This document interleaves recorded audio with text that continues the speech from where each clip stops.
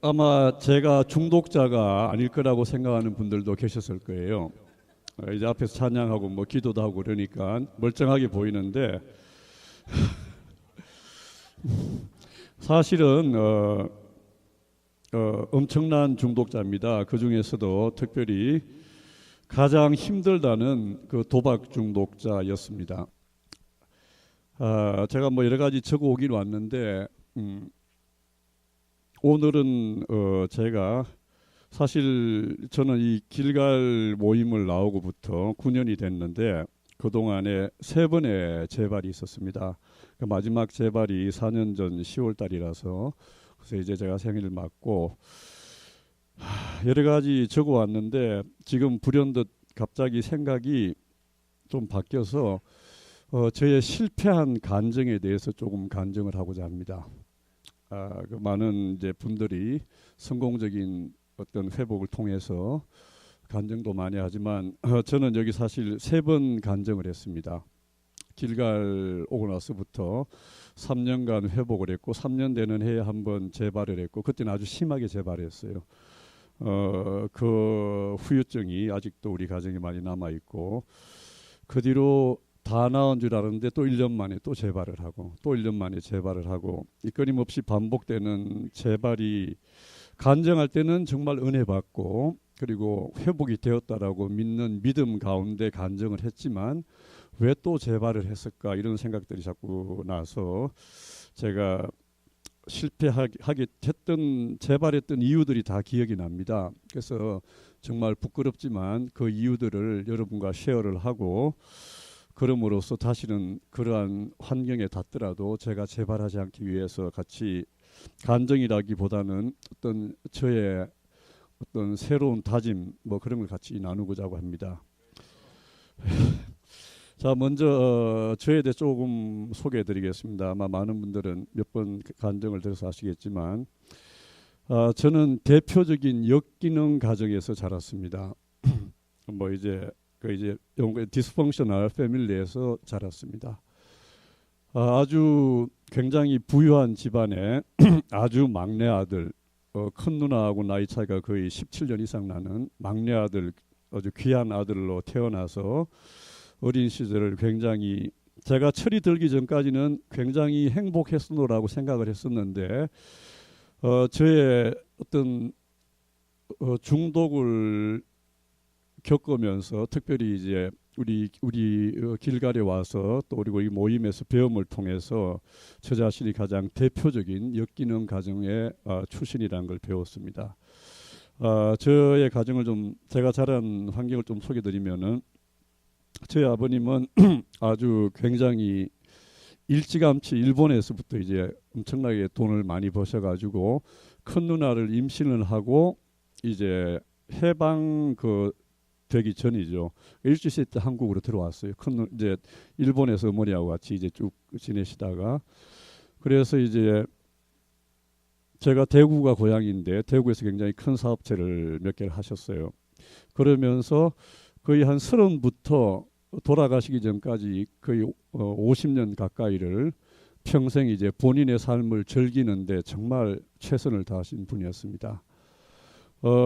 저희 어머님은 굉장히 지금 생각하니까 성격이 급하시지만 그 3대째 맏아들의 또 그 당시로 굉장히 부잣집의 아들의 그 맏며느리로 들어와서 저희 삼촌 2분, 고모 2분 다 이렇게 학교까지 다 시키고 그러면서 특별히 아버지의 어떤 대표적인 게 바로 여성 관계였죠. 옛날에는 뭐 부자들이 뭐 이렇게 여러 이제 그 가정을 놔두고도 많은 여자를 거느린 게 크게 흠이 뭐 그런 식으로 사람들이 많이 생각하던 시기였지만 솔직히 말씀드리면은 저에게는 배다른 누나가 둘이나 있어요.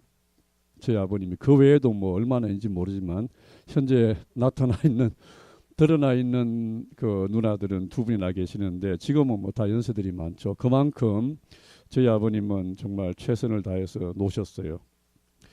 그런 가운데 이제 저희 어머님이 제가 이제 너뚱이고 저희 어머님이 43살에 저를 보셨어요. 그러니까 아주 늦둥이를 낳은 거죠. 형을 낳고 작은 누나를 낳고 또 이렇게 저를 낳았는데 이제 시부모님 돌아가시고 그리고 뭐 어느 정도 돈 있고 이제 본인의 삶을 돌아보니까 너무나 억울했던 것 같아요. 그리고 그 당시 제가 지금 62년생이니까 그 당시로는 여자들이 특별하게 자기를 즐길 수 있는 방법이 없었어요. 그러다 보니까 주변에 있는 사람들하고 바로 제가 중독을 앓고 있는 도박을 시작했던 것 같아요. 그래서 저의 어린 시절은 제가 기억나는 어린 시절은 항상 어느 도박판에 가서 나는 혼자 놀고 있고 뭐 이렇게 사람들이 어머니 친구들이 있고 뭐 심지어 뭐 서울 이제 막 서울에 왔어도 하고 뭐 그런 식으로 굉장히 어머니 또한 그동안 자기 삶을 보상받고자 도박에 최선을 다했던 것 같아요.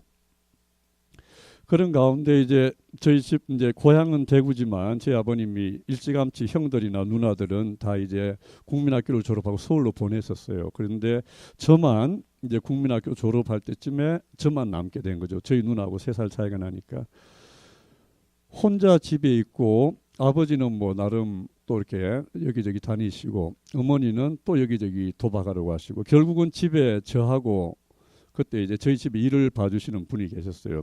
그분하고 이렇게 어린 시절을 보냈던 기억이 납니다. 지금도 제가 굉장히 시간에 대한 강박관념이 강하게 남아 있는데 그 이유를 가만히 봤더니 저는 1분 넣는 걸 참지를 못해요. 왜 그랬을까 가만히 생각을 했더니 바로 이제 우리 어머니가 나에게 시간을 금방 올게. 그렇죠? 어릴 때 이제 뭐 7살, 8살, 10살 국민학교 몇 학년짜리에게 엄마 금방 갔다 올게 그러고 어떨 때는 이틀씩 안 들어오는 경우도 있고 그러다 보니까 그 누군가의 시간 약속을 하고 어떤 거기를 약속을 했는데 늦이 뭐 이렇게 1분이라도 제가 항상 10분 정도 먼저 가서 기다려야 편하지 어떤 시간에 대한 어떤 옵세션이 있는 것 같아요. 아마 그게 어릴 때 어떤 형성됐던 그런 것 같습니다. 자, 그런 가운데 저에게는 어머니나 아버지가 두 분 다 이제 막내 아들이고 미안하니까 국민학생인 저에게도 돈을 많이 주셨어요. 뭐 이제 그거 외에는 그분들이 저에게 어떤 보상할 수 있는 그게 없기 때문에 굉장히 돈을 많이 주면서 또 그러면서 이제 그 또래 국민학생인데 뭐 친구들하고 기껏 돈 쓴데 뭐 유원지 같은 데 가서 놀고 뭐 이런 거였었죠. 아마 이 도박의 저의 이제 중독의 가장 큰 원인 중에 하나가 돈을 쉽게 생각하는 것 그리고 또 쉽게 만들어지는 것에 대한 그게 바로 이제 어릴 때 만들어진 어떤 그런 그 현상인 것 같습니다. 자, 그런 어린 시절을 하고 이제 제가 크면서부터 이제 막내고 또 뭐 부모들은 저에게 미안한 마음이 있고 하니까 모든 것을 제가 원하는 대로 그리고 제 고집대로 하게끔 많이 놔두셨어요. 그래서 이제 학교도 대학 같은 경우도 사실은 집안에 저는 사실 음악을 공부를 했습니다. 음악을 공부를 했는데 저희 집에서는 굉장히 보수적인 집안인데 그러니까 이제 특히 남자가 특히 큰 누나도 음악을 했어요. 그러다 보니까 뭐 여자는 오케이인데 남자가 음악을 하면 뭘 먹고 살겠냐 이런 식으로 굉장히 반대를 하셨지만 결국 그 제 뜻대로 집안의 반대를 물으키고 이제 음악 공부를 했고 사실 제가 그 대학 가고 그때쯤에는 이제 저희 집안이 거의 기울어서 뭐 이제 공부하기도 힘든 형편이었지만 하나님이 글쎄요 도움 주셨는지 그 부분은 제가 하나님의 이름을 좀 이렇게 하긴 좀 그렇지만 그런 어려운 가운데서도 경제적인 문제는 한 번도 당하지 않았어요. 남들이 보면 굉장히 어렵다고 이렇게 생각하는데도 저의 삶 속에 어떤 돈으로 인한 어떤 문제는 한 번도 없었어요.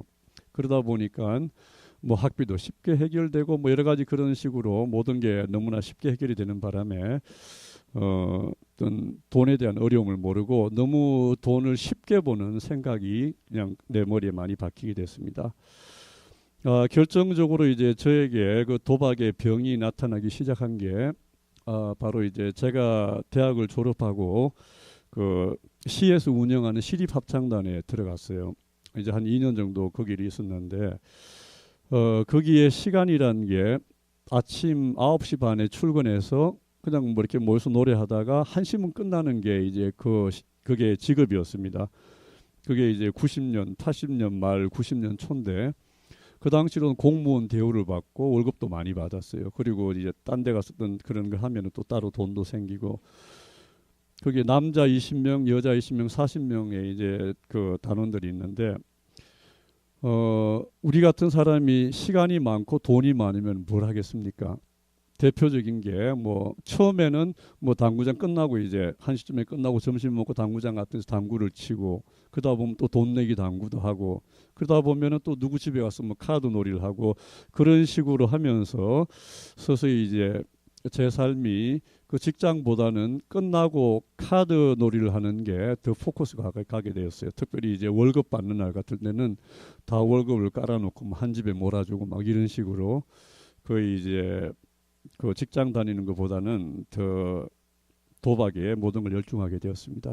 특히 이제 제가 결혼을 그때쯤에 했는데 정말 우리 집 사람에게는 미안한 그거지만 우리 집 사람은 대학 졸업하고 23살에 결혼했어요. 굉장히 일찍 하고 그리고 이제 오빠하고 나이 차이도 많고 하니까 그 남자들의 어떤 세계를 전혀 모르는 상태에서 결혼했으니까 남자들은 의뢰이 새벽 2시에 들어오는구나. 퇴근이 새벽 1시구나 이렇게 알았나 봐요. 그래서 한 반년 정도는 새벽 2시에 들어갔다가 나머지 한 1년은 아침 6시에 갔다가 샤워하고 나오고 그런 식으로 1년 반을 했습니다. 결국에는 이제 그게 아니란 걸 알게 되고 이제 많이 다투게 되었죠. 그러던 과정에 이제 저희 아버님이 많이 편찮으셔서 이제 그 코마 상태에서 한 1년 반을 계셨는데 저희가 이제 91년 말에 러시아로 공부를 하기로 이제 떠나게 되고 이제 초청장이 다 오고 그런 아주 좋은 케이스였었어요. 그 당시에 이제 러시아가 개방되면서 어떤 좋은 케이스가 있었는데 저희 아버님이 편찮으신 바람에 6개월을 멈춰서 늦게 해서 이제 92년 여름에 이제 러시아로 가게 됐습니다. 그래서 좋은 환경 속에서 많은 공부를 했지만 거기에서도 정말 그 저에게서 이제 가장 대표적인 카지노를 알게 되는 그런 사건이 발생하게 됩니다. 정말 열심히 공부를 하고 방학 때에는 제가 그때 이제 모스크바 선교교회라고 그 교회에서 이제 다녔는데 그 교회의 전도사님 부인이 이제 그 공부하러 오신 유학생이에요. 그래서 그분이 이제 방학 때 뭐 할 게 없으면은 아르바이트를 하라고 나보고 가이드를 좀 하라고 했었어요. 92년 당시에는 뭐 이제 93년 봄이죠. 그때는 한국 사람이 거의 없고 그래서 이제 막 수교가 되면서 한국에서 많은 분들이 들어오기 시작했는데 예, 알겠습니다. 그러면서 이제 그분을 따라서 이제 한 주일 정도 일을 배우고 또 공부를 해서 이제 가이드를 했었죠. 근데 정말 안 믿어지게 한 달 그 러시아 그 당시 93년도 같으면은 한 달 그 사람들 월급이 35불 정도였었어요. 그리고 예를 들어 뭐 비행기를 모스크바에서 레닌그라드 비행기 타고 가는 게 1불 뭐 이제 로컬 사람들은 그런 정도였는데 한 달 가이드를 하고 15,000불을 벌었어요. 이것도 한 달이란 게 뭐 한 달 풀 놓은 게 아니라 일주일에 4일씩 일을 하고요. 그러니까 그렇지 않아도 돈을 우습게 알고 쉽게 돈을 벌던 저에게 그 특히 학생으로서 이제 갓 30쯤 된 사람으로서 너무나 많은 돈을 쉽게 벌었죠. 그런 가운데 이제 제가 그 가이드를 하려면은 보통 뭐 집에서 왔다 갔다 하는데 저는 귀찮아서 그 손님들하고 호텔에서 같이 자게 됐는데 또 공교롭게 그 호텔에 카지노가 있었어요. 그러면서 또 한국에서 따라온 가이드가 같이 가자고 그래서 내가 이제 카지노를 본격적으로 가르치기 시작했었죠. 완전 그 이제 그 물고기가 물을 만났듯이 뭐 일하는 거는 아무것도 아니고 그때 나이도 아직 젊고 하니까 뭐 거의 낮에 일하고 밤새고 한 4일간 하고 뭐 다음에 한 이틀 자고 뭐 돈 다 이래도 한 또 일주일 일하면 3, 4천 불 버니까 뭐 이런 식으로 첫 해는 지났습니다. 다행히 그래도 제가 공부하는 지역이 동쪽으로 한 700km 떨어진 지역이라서 한 달 일을 하고 집사람하고 여행 갔다 와서 이제 카지노나 이래서 완전히 잊어버렸죠. 문제는 이제 그 다음 해부터 발생이 되는데 그 다음에 여름에도 이제 또 와서 일을 하라고 그 여행사에서 연락이 왔었어요. 그때는 본격적으로 준비를 했죠. 집사람은 한국에로 보내고 그러면서 제가 5년간 러시아에 있었는데 러시아에서 삶은 그야말로 주경야독은 아니고 낮에는 일을 하고 밤에는 카지노에서 보내는 어떤 그런 그냥 이중적인 삶을 많이 했습니다. 정말 본격적으로 일을 하면서 3달간 일을 했는데 3달간 일을 하면 보통 6만 불에서 7만 불을 벌었어요. 그 지금부터 뭐 20몇 년 전이고 특히 러시아에서 어마어마하게 큰 돈이죠. 근데 그걸 대부분 카지노 아니면은 또 한국 사람이 못된 사람들이 많아가지고 러시아의 룸사롱을 만들었습니다. 그래서 뭐 카지노에서 돈 따면은 그 학교 후배들 데리고 와서 룸사롱에 쓰고 그런 식으로 몇 년을 지냈습니다.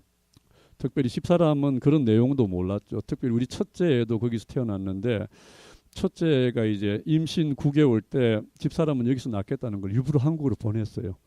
위험하다고. 그 이유는 애나 집사람보다는 집사람이 없어야 제가 도박과 어떤 모든 걸 즐기기 편하기 때문에 그런 정도로 아주 터무니없는 생활을 했습니다.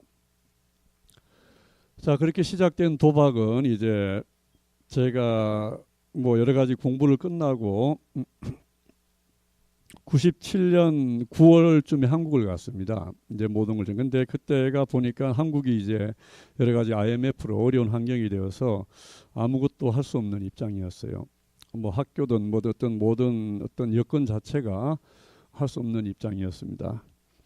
뭐 돈을 쉽게 알았기 때문에 돈 한 푼 없이 다 쓰고 뭐 진짜 지금 생각하니까 한 1,000불, 1,500불만 가지고 한국에 갔는데 너무너무 막막한 거예요. 근데 우리 도박하는 사람들은 여기 몇 분 계시면 아시겠지만 돈 냄새를 참 잘 맡아요. 그리고 어디에서 돈이 많이 도는지 뭐 여기 보면은 누구는 돈을 갖고 있고 누구는 없고 다 보여요. 속된 말로. 이제 이거는 뭐 비유하지만 순간적으로 이제는 아니겠다 싶어서 내가 그게 러시아 말을 하니까 직업을 가져야 되겠다는 생각을 하고 TV를 보는데 하루는 그 당시 이제 한국 환율이 너무 차이가 나고 2배나 떨어졌으니까 러시아에서 사람들이 현금을 가지고 가죽과 차를 사러 온다는 이제 그런 그 방송이 나더라고요. 그래서 뭐 외국에서 겁 없이 굴러먹었기 때문에 그 다음 날 바로 공항으로 갔습니다. 공항에서 이제 러시아 비행기 오는 걸 맞춰서 가가지고 지나가는 러시아 사람을 붙잡고 너 차 사러 왔냐 그랬더니 차 사러 왔대요. 겁도 없이 그 사람을 데리고 서울에 보면 장안평이라는 중고차 파는 데를 있어요. 장안평에 가서 그 당시에 제 생각이 아마 볼보 뭘 차를 팔아준 것 같은데 뭐 거기서 러시아하는 사람이 아무도 없죠. 러시아하는 사람 영어를 못하니까 그러니까 그 중고차 도매상을 왼쪽에 놔두고 러시아 손님을 오른쪽에 놔두고 이 사람이 5천만 원 그러면은 저는 고개를 숙이면서 6천만 원 그래요. 정말 안 믿어지게 5분 사이에 1,500만 원을 벌었어요. 그 당시로는 10,000불이 안 됐었죠. 이건 뭐 갑자기 눈이 확 돌더라고요. 그리고 이제 그 제 친구가 마침 그 동대문에서 무역을 하는 친구가 있어가지고 가만 생각하니까 그러면 내가 이 사람들에서 내가 직접 무역을 하면은 그게 많겠다 해서 이제 본격적으로 97년 가을부터 제가 98년도 이제 가을에 미국을 왔는데 98년 1년 정도를 그 차 수출을 했습니다. 제가 동대문에다 이제 회사도 만들고 한 달 벌어가지고 회사 만들고 직원 5명을 썼어요. 얼마나 엄청나게 돈을 많이 버는 거죠. 그래도 이제 양심이 있어서 번 돈을 한 번은 이제 2월 달인가 11조를 했더니 목사님이 부르시면서 뭐 집안이 무슨 일 있냐고 왜 이렇게 11조를 많이 했냐고 집 팔았냐고 막 그러더라고요. 그럴 정도로 뭐 그런 일이 있었습니다. 근데 그렇게 쉽게 그 당시 뭐 말하면은 한 달에 한 5천만 원 이상을 벌었어요. 차 한 대 수출하면은 남는 돈에 그다음에 포딩 그 이제 컨테이너까지 뭐 이렇게 하고 여러 가지 해서 컨테이너를 워낙은 40인치 그 컨테이너에 차를 2대 들어가게 돼 있는데 40 하이 큐빅을 하면 3대가 들어갈 수가 있어요. 그러면은 컨테이너 2개를 보내면 컨테이너 3개 값을 내가 차지를 할 수가 있는 거죠. 그런 뭐 이렇게 비즈니스적인 생각이 많이 들면서 이제 돈을 많이 벌었어요. 근데 참 하나님께서 지금 생각하면은 그 쉽게 버는 돈을 뺏어 가시려고 그 해에 아마 98년 3월 달쯤에 러시아가 모라토리움을 했어요. 러시아 나라 자체가 부도가 돼 버렸어요. 그러니까 뭐 10만 불씩 캐시 들고 오던 애들이 한 명도 안 오는 거예요. 그러니까 이제 회사 규모는 크니까 직원들은 많이 써야 되죠. 그리고 뭐 여러 가지 나가는 비용이 있으니까 그래서 이제 한 4, 5개월 더 이제 회사를 운영하다가 그냥 이제 다 정리를 하고 이제 그해 여름 지나 가을에 98년에 미국으로 오게 됐습니다. 미국에 와서는 마찬가지로 이제 쉽게 돈 버는 어떤 제 나쁜 습관들이 있어가지고 미국에 와서는 제 아는 이제 교회에 아는 친한 친구하고 같이 이제 비즈니스를 했는데 잘 됐었어요. 그것도 옷 장사를 했는데 정말 제 기억에 그때 5만 불을 주고 파라마운트에 있는 한 3천 스퀘어 되는 옷가게를 샀는데 그게 너무너무 잘 됐어요. 99년 그다음에 2000년 뭐 2001, 2년쯤에 그때 너무너무 잘 돼가지고 조그만 옷가게 그것도 몰도 아니고 스트릿몰에서 하루 매상이 5천 불, 6천 불 했으니까 어마어마했었어요. 그게 이제 막 캐시어 3명 정도 되니까 이렇게 돈을 잘 벌면서 그때는 동업할 때니까요. 그래서 또 둘이 합쳐서 가게를 하나 더 사고 뭐 가게를 3개를 샀는데 가장 큰 문제가 세 번째 가게가 바로 제가 완전히 중독으로 빠지게 된 이 바이스클 앞에 있는 그 이스턴길에 있는 쇼핑센터였었어요. 제가 있던 그 쇼핑센터 주인이 새로 이제 쇼핑센터를 디벨롭하면서 우리를 그쪽으로 오라고 해가지고 뭐 여러 가지 좋은 조건으로 들어가고 했는데 뭐 나머지 가게 2개에서 장사가 잘 되고 하니까 공사를 하는 때도 문 열어주고 공사하는 사람 맡기고 저는 바로 걸어서 카지노로 가고 이런 식으로 뭐 거의 몇 년간을 아주 심하게 중독에 빠졌었죠. 지금까지 이제 제가 중독에 빠지게 된 이유와 그리고 제가 걸어온 그 어떤 중독의 생활을 약간 이렇게 설명을 해드렸습니다. 자, 이제는 제가 실패한 재발에 대해서 잠깐 말씀드리겠습니다. 정말 부끄럽고 정말 많은 사람들에게 밝혀지진 않지만 오로지 저의 재발을 막고 다른 분들에게 그런 환경에서도 재발을 하지 말라는 뜻에서 간증을 하도록 하겠습니다. 저는 2005년 2월 달에 이제 뭐 그렇게 매일 도박을 하니까 비즈니스가 될 수가 없죠.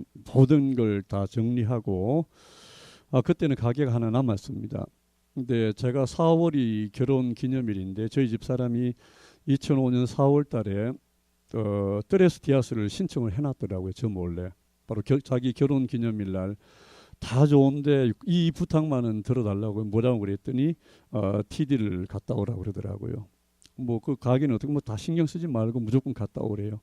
그래서 제가 그달 4월 달에 TD를 갔다 오고 너무너무 은혜를 많이 받았습니다. 저는 굉장히 외롭게 자랐고 또 혼자 하는 걸 좋아하는 사람이라서 굉장히 냉정하고 다른 사람에 대해서 어떤 그런 걸 연민을 잘 못 느끼는 그런 성격인데도 정말 많이 울었어요. TD 가서 아마 제 생각에 제 평생에 울은 눈물보다 더 많은 울음을 울었던 것 같아요. 이렇게 뭐 방언도 받고 여러 가지 은사도 받고 은혜도 많이 받고 그 TD를 내려와서는 정말 집사람과 애들 앞에 모든 나의 죄를 그동안 괴롭혔던 식구를 괴롭혔던 그떤 모든 죄를 다 용서를 구하고 또 그들도 용서를 해줬습니다. 저는 그게 끝인 줄 알았어요.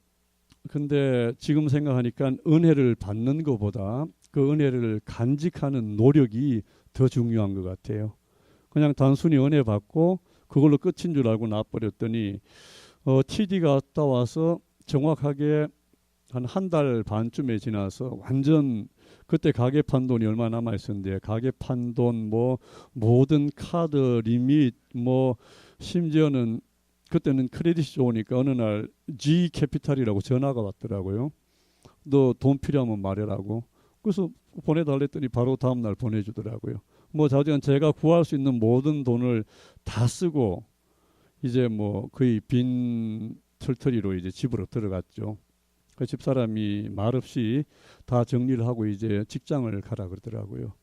그래서 제가 6월 7월 1일부터 이제 지금 현재 다니는 직장에 들어갔습니다. 그리고 아마 제 기억에 2005년 9월 달이 아마 우리 길갈이 시작한 날 같은데, 지금은 안 나오지만 이 전종환 집사님, 폴전 집사님을 통해서 우리 길갈에 오게 됐어요. 그 이후로 기적과 같이 3년간 제가 소브를 했습니다.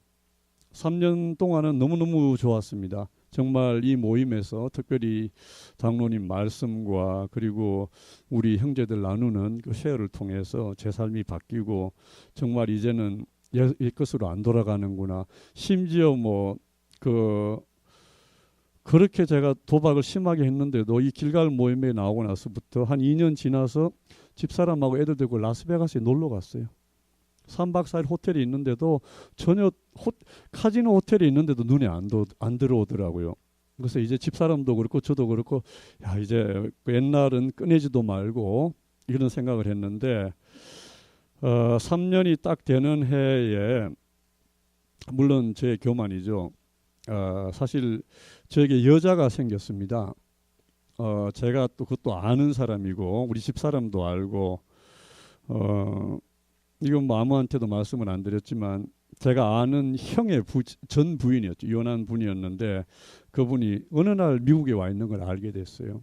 그래서 그렇게 몇 번 만나고, 또 집사람도 알죠. 뭐 그러다 보니까 이제 좀 좋아하게 지냈죠. 그게 단서가 되면서 제 삶이 어느 순간 나름대로 뭘 쌓아왔다고 생각하던 게 한순간에 다 무너지더라고요. 모든 게. 특별히 이제 집사람은 여자로서의 입장으로 도박까지는 용서가 되는데 그거는 지금도 용서를 못 하고 있어요. 저도 거기에 대해서는 뭐 할 말이 없고, 다행히 모든 게 많이 회복이 됐지만 아직 그 상처받은 거에 대해서는 많이 회복이 아직 안 된 것 같습니다. 그래서 제가 너무 한순간에 모든 게 무너지고 어떤 삶의 어떤 중심이 무너지기 시작하니까 또 도박도 시작하게 되고, 그러면서 제가 심지어 회사의 돈을 손대게 됐어요. 전 사실 일을 아시다시피 우리 중독자들이 열심히지 않습니까? 열심히 놀고 열심히 중독하듯이 또 일을 하면 열심히 하거든요. 제가 상당히 큰 회사에 다니는데 굉장히 사장님의 사랑을 많이 받았어요. 매일 말단 직원인데 사장님의 사랑을 많이 받고, 순간적으로 무너지니까 뭐 모든 게 안 보이고 오로지 그냥 내가 해야만 되는 거, 내가 좋아야 하고 싶은 거, 그런 식으로 이제 눈이 돌아가게 됐습니다. 그러면서 회사의 돈을 몇만 불을 건드리고 약 한 달 반 동안 정말 정신없는 시간을 보냈지만 다행히 정신을 차리고 모든 관계를 끊고, 또 회사에도 이야기를 했었어요. 사실 지금 사장님만은 알고 계세요. 제가 이야기를 했습니다. 사장님, 사실 제가 도박에 문제가 있고 이렇게 해서 그 당시 지금 기억에 한 5만 불을 수금한 거 뭐 이렇게 쓴 것 같아요.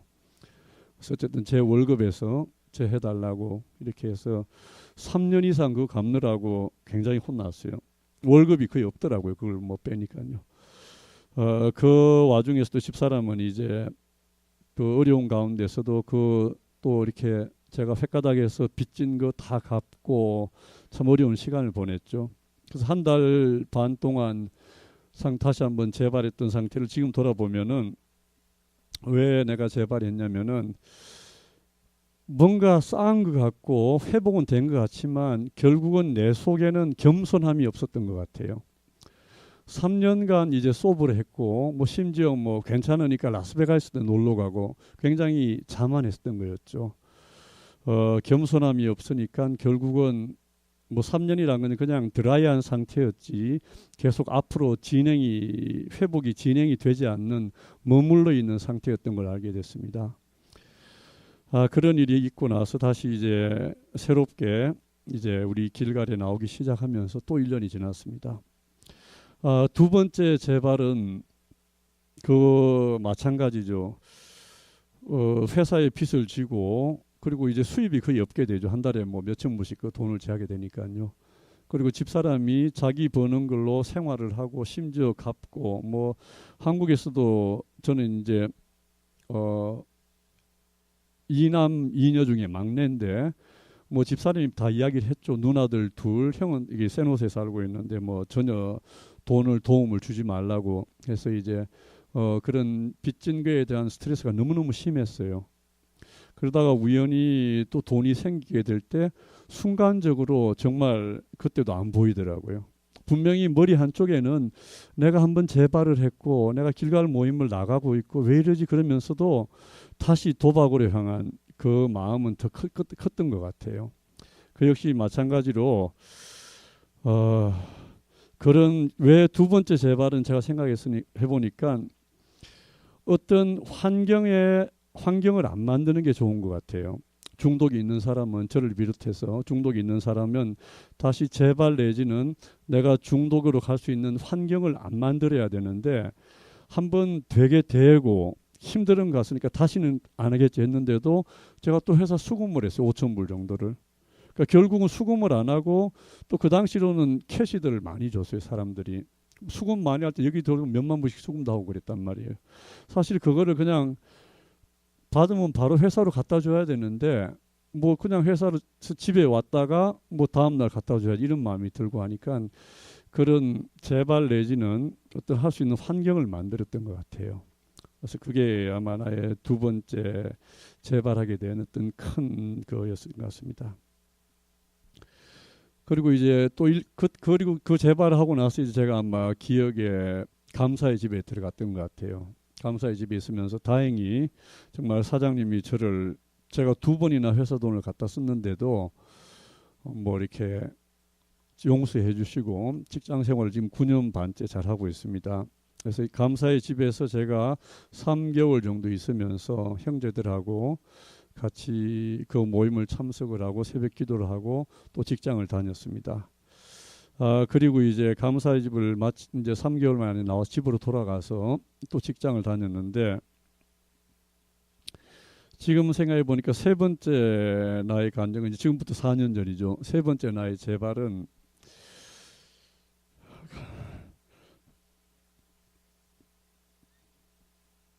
어떤 부정직이 많이 있었던 것 같아요. 제 속에. 그 당시 이제 여러 가지 그 경제 사정도 안 좋고 그리고 회복에 대한 어떤 조급함도 있고 그리고 앞날이나 여러 가지 미래에 대한 생각이 너무 많아지더라고요.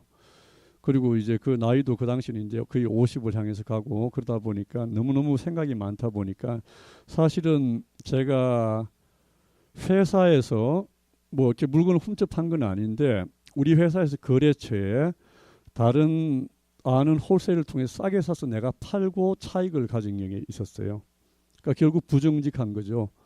그 회사에서 내가 정식으로 가서 이제 회사 거를 팔아야지 회사에 돈을 벌게 하는 게 나의 잡인데 벌써 뭐 오래된 관계가 사람들이 관계가 좋다 보니까 그 똑같은 거 내가 한 5% 정도 싸게 갖다 줄 테니까 캐시로 사실래요? 이렇게 나도 모르게 말이 나오게 되더라고요. 손님들은 좋죠. 손님 입장에서 어차피 나가는 거니까. 그러면서 이제 회사가 벌어야 될 마진을 제가 보게 된 거죠. 또 아는 홀세일에 가서 외상으로 가서 물건 주고 팔아서 또 돈 주고 그렇게 좀 하다 보니까 또 돈이 손에 생기고 그 가운데 굉장히 또 괴로움은 있었어요. 사장님이 특별히 그렇게 나를 많이 사랑해 주시고 그 미국에서 회사 돈 몇만 불씩 손댄다는 건 뭐 쉐리프 불을 끓인데도 이렇게 다시 한번 기회를 주시고 여러 가지 많이 그랬는데도 그 사장님을 그 회사를 속이고 내가 다른 물건을 회사 손님에게 팔아서 내가 그 마진을 취한다는 게 굉장히 좀 그런 갈등 속에 있었지만 그 당시로는 경제적으로 너무 힘들다는 그런 핑계하에 어떤 부정직함이 많았습니다. 결국엔 또 돈이 도니까 또 가게 되는 게 카지노였죠. 물론 뭐 단 이틀 재발이지만 그것도 저에게는 너무나 큰 상처였습니다. 제가 정말 우리 집사람에게도 말하지 못하는 저의 어떤 안 좋았던 것을 여러분에게 말씀드리는 것은 제가 이렇게 3번 재발을 하면서 가만 생각을 해보니까 결국에는 우리 길갈에서 가르치는 그 가장 기본적인 베이직을 하지 않았던 거였던 것 같아요.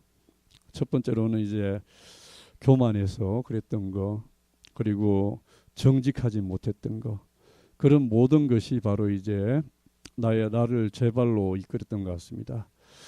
지나간 4년간은 사실은 쉽지는 않았습니다. 다른 분들은 어떻게 회복하시는지 모르겠지만 저에게는 쉽지는 않았습니다. 왜냐하면은 사실은 이제 4년 정도 되고 그리고 경제적으로도 많이 여유가 생기게 되고 또 직장도 오래 다녀보니까 시간도 많아졌어요. 우리 중독자들에게 특별히 시간과 돈이 많으면은 그건 바로 제 발로 가는 지름길인데 다행히 제 시간 스케줄을 우리 집사람에게 다 오픈을 하고 그리고 제가 아직 둘째가 이제 고등학생입니다. 걔를 내가 픽업을 하고 최대한 내가 남는 시간을 안 만들려고 노력을 했습니다. 그러면서 나를 시간을 묻게 되고 그 두 번째로는 작은 거지만 정말 정직하려고 애를 썼습니다. 지금도 저를 회복할 수 있게 해주는 힘은 바로 그 정직과 겸손이라고 저는 믿고 있습니다. 그리고 더 큰 힘은 one day at a time, 많은 생각을 안 하는 것이 저희 회복의 힘이라고 생각합니다. 그 지난 4년간 제가 이제 몇 달 이제 뭐 내년 1월 이제 현재 제가 52입니다. 적은 나이도 아니고 많은 나이도 아니지만 지금 첫째가 대학을 다니고 둘째가 고등학교를 다니니까 참 생각이 많아질 나이입니다. 여러 가지 장래에 대해서도 그렇고 그런 나이지만 많은 생각을 하는 것은 결국 나에게 좋지 않구나라는 제가 제 발을 통해서 얻은 교훈이 있습니다. 그래서 오늘 하루를 충실하게 one day at a time이 지나간 4년간을 나를 지탱해 준 힘이었고 그리고 두 번째로는 바로 정직이었습니다. 정말 작은 일에도 사실 지금 제가 저의 삶을 말씀드렸지만 굉장히 부끄럽지만 그 반면에 제가 정직하게 이야기한 또 뿌듯함도 있습니다. 정직함이 지난 4년간 나를 지켜줬던 힘인 것 같고 저 자체가 태어나기를 굉장히 교만하게 태어났습니다. 굉장히 이제 사실 말은 사람들하고 별로 나누진 않지만 그 이유가 잘난 척하기 때문입니다. 다 뭐 나는 더 나으니까 이런 그런 속에 그게 많이 있기 때문에 되도록 말로서나 생각으로서나 그리고 이유 없는 자신감 뭐 이런 거를 안 나타내려고 하지만 그래서 제 교만을 누르기 위해서는 저는 정말 할 수가 없었어요. 그래서 항상 매 순간 제가 말을 하기 전이나 행동하기 전에 저는 겸손을 구하는 어떤 도움을 청합니다. 나름 속으로 하나님 제 입에 제 말로 사람들이 상처받지 않게 제 쓸데없는 행동으로 다른 사람이 상처받지 않게 항상 그런 생각을 하고 있습니다. 그것 때문에 어쨌든 4년까지 현재까지 하나님께서 도와주신 것 같고 또 사실은 제가 이렇게 앞에서 찬양을 인도하는 그 위치가 아닌데 우리 장로님께서 갑자기 사정이 있으셔서 못 나오시는 바람에 제가 얼떨결에 이걸 맡게 됐습니다.